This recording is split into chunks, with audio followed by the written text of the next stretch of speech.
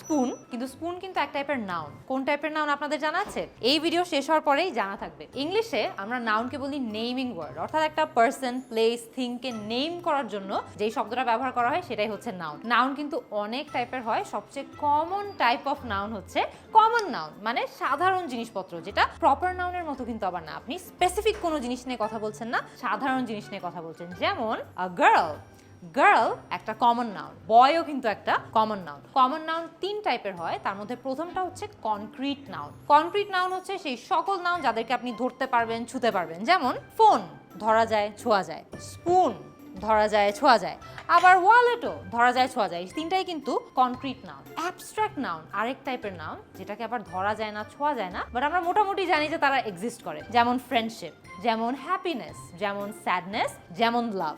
সবগুলোকে কিন্তু আমরা ধরতে পারি না, ছুঁতে পারি না, দেখতে পারি না, বাট দে এক্সিস্ট। তারা হচ্ছে অ্যাবস্ট্রাক্ট নাউন।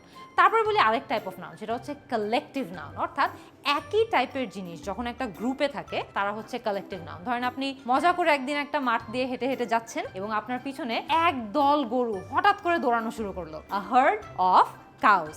আবার ধরেন একই মাঠে আপনি মজা করে হেঁটে হেঁটে যাচ্ছেন, আপনার পিছনে একদল মাছি দৌড়ানো শুরু করলো, দৌড়ানো না, উড়া শুরু করলো, আ সোয়ার্ম অফ বিজ। সো আমরা কালেকটিভ নাউন্সকে কিন্তু যখন একই টাইপের জিনিস এক দলে থাকে তাদেরকে ব্যাখ্যা করার জন্য ইউজ করি। আরেক টাইপ অফ নাউন হচ্ছে প্রপার নাউন, যারা একদম স্পেসিফিক একটা মানুষ, স্পেসিফিক একটা দেশ, স্পেসিফিক একটা জায়গা, জিনিস নিয়ে যখন আপনি কথা বলছেন তখন আপনি প্রপার নাউন ইউজ করবেন। যেমন শার্লি, শার্লি হচ্ছে ওর নাম, শার্লি কিন্তু আবার একটা প্রপার নাউন। আবার ধরেন আপনি বলতে চান আপনি থাইল্যান্ড ঘুরতে যেতে চান, থাইল্যান্ড কিন্তু একটা প্রপার নাউন। বাংলাদেশ একটা প্রপার নাউন।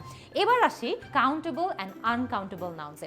কাউন্টেবল নাউন্স হচ্ছে যে সকল জিনিস যাদেরকে কাউন্ট করা যায়। ধরেন একটা ফোন আপনি কাউন্ট করতে পারছেন, একটা ওয়ালেট আপনি কাউন্ট করতে পারছেন। এবার দেখেন এখানে 1 কাপ চিনি আছে, চিনির প্রত্যেকটা দানাকে কি আপনি আলাদা আলাদা করে কাউন্ট করতে পারবেন? আপনার হাতে যদি অনেক সময় থাকে তাইলে হয়তো বা পারবেন, বাট আদারওয়াইজ কিন্তু পারবেন না। চিনি হচ্ছে আনকাউন্টেবল নাউন। আনকাউন্টেবল নাউনকে কিন্তু আবার কাউন্টেবল বানানো যায় মাঝে মধ্যে। ধরেন 1 চামচ চিনি, এটা কিন্তু আবার countable. A spoon full of sugar, but sugar on its own কিন্তু আনকাউন্টেবল। প্রতিটা দানাকে কিন্তু আপনি আলাদা আলাদা করে কাউন্ট করতে পারবেন না।